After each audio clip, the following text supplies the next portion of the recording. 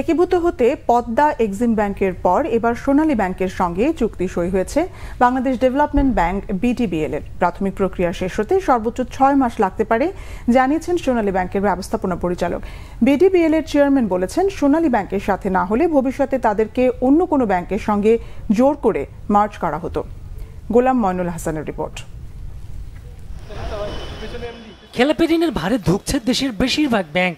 এসব ব্যাংকগুলোকে বাঁচাতে একীভূতকরণের পথে আপাতত সমাধান খোঁজার অংশ হিসেবে সোনালী ও বিডিবিএল ব্যাংকের মধ্যে চুক্তি সই হয়। রবিবার সকালে চুক্তি হয় গভর্নর আব্দুর রব তালুকদারের সভাপতিত্বে দুই ব্যাংকের চেয়ারম্যান ও ব্যবস্থাপনা পরিচালকের উপস্থিতিতে। সোনালী ব্যাংকের ব্যবস্থাপনা পরিচালক বলছেন, এই একীভূতকরণে বিডিবিএল ব্যাংকের গ্রাহকদের আতঙ্কিত হবার কিছু নেই। এখন বাংলাদেশ ব্যাংক যেটি করবে সেটি হচ্ছে একটি অডিট ফার্ম নিয়োগ দেবে এবং অডিট ফার্ম দুটি ব্যাংকেরই কিন্তু অ্যাসেট লায়াবিলিটিস আলাদাভাবে ভ্যালুয়েশন করবে। And it may take another 3 to 6 months time. এবং তারপরে আরও কিছু ফর্মালিটিস আছে, সেটি কমপ্লিট হওয়ার পরে দুটি ব্যাংকের কমপ্লিট মার্জার হবে। তবে এই মার্জারের ফলে বিডিবিএল এর এমপ্লয়ি বা গ্রাহকদের কোনো রকম শঙ্কায় বা আতঙ্কিত হওয়ার কোনো কারণ নাই। সোনালী ব্যাংকের সাথে মার্জ হবার বিকল্প ছিল না বলে জানান বিডিবিএল এর চেয়ারম্যান। আমরা যেগুলো বিবেচনা করেছি যে আমি যদি এখন মার্জ না হই তাহলে কিন্তু ফোর্সড মার্জারে আমাকে যেতে হবে এই early next year. Private bank যেরকম গ্যারান্টি দিচ্ছে যে আমি আগামী 1 বছরে এত হাজার কোটি টাকা আনবো, আমি সেই গ্যারান্টি দিতে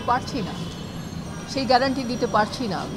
কারণ আমার ব্রাঞ্চের সংখ্যা আপনি জানেন কম, মাত্র 50টা। কাজে সেখানে আমার আমানত নেয়ার কাজে আমি যে সময় নেব সেই সময়ে কতদিন নেব?